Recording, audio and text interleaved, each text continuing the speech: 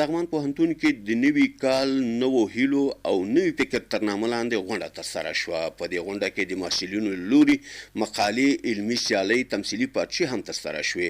په دې ناسته کې د لغمان ولایت مرستیال پوهنوال ډاکټر خواجه محمد اسامي، د پوهنتون رئیس، د بېلابېلو ادارو مسؤلینو، د پوهنتون استادانو، محصلینو او ګڼو نورو ګډون کړی و.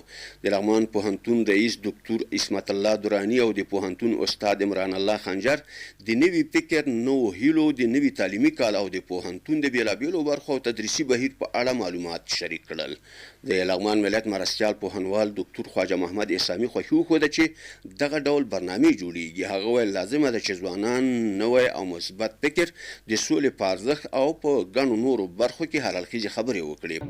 تاسې همیشه مثبت اندیش اوسیږئ، مثبت فکر وکوئ، د هر څه باره کې چې دی مثبت اندیشي وکوئ، د خپل د ژوند په باره کې، په آینده کې، په حال کې، د علم دپاره، د وطن د جوړونې دپاره او انسانانو ته د خیر رسونه کې باید همیشه موږ او تاسې مثبت اندیش اوسیږو. په دې غونډه کې ګڼو ویناوالو هم خبرې وکړې.